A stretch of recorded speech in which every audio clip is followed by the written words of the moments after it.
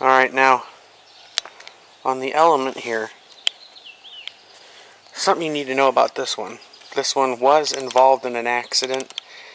This happened when the first previous owners had it.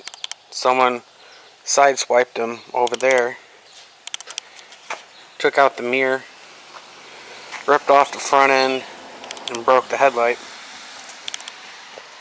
But insurance obviously must have covered it, because that headlight is newer than that headlight. That mirror is a factory OEM mirror that came with the vehicle. That one is a third-party mirror. It looks the same, except that one doesn't have "images are closer than they appear" sign in the window. The headlights, I use something called Plasti with the big letter X. It's kind of like a teal colored liquid, and you put it on a little rag and you just buff the headlights on each side. Then you wait for it to dry. Then you take the other end of your rag and you buff it out. And that helps, I think, to take off any of that oxidation and dirt and pollen and stuff that the headlights accumulate over the years. And I only really do that to the headlights maybe twice a year. And I do the same thing with the taillights. But this one here has the option of those fog lights. However, on this vehicle here, there are two plugs. It's over there by the left-hand side of the steering wheel. And it says cruise. So you push the button for cruise control, and then you set whatever speed you want it to automatically accelerate and decelerate. And then the other slot would typically be empty, so that you could have fog lights installed.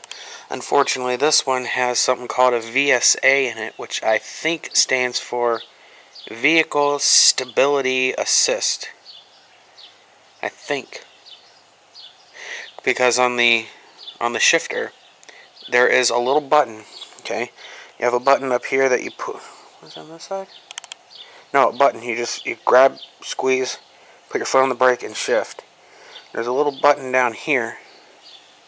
I don't know if that is for the Vehicle Stability Assist button to help you stay straight when on snow.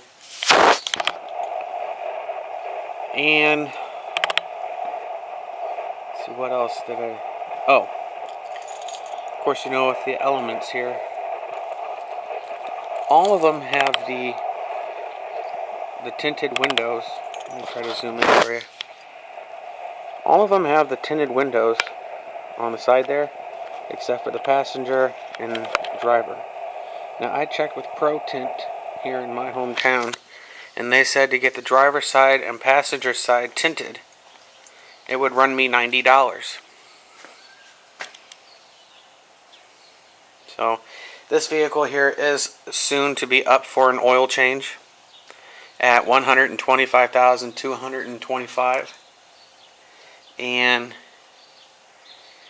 as far as I can recall, the rear differential fluid has never been changed in this vehicle. As far as I know. I went to Carfax.com and it didn't say anything on there about the rear differential fluid ever being changed. So it's going to run me $160 to have that drained and refilled with fresh oil and a regular oil change. So I don't know. Someone told me that if you don't change the rear differential fluid every 30,000 miles, you could run the risk of the rear end locking up, vibrating roughly, and then locking up, and then you have to get a whole new axle put in. But yeah, there she is.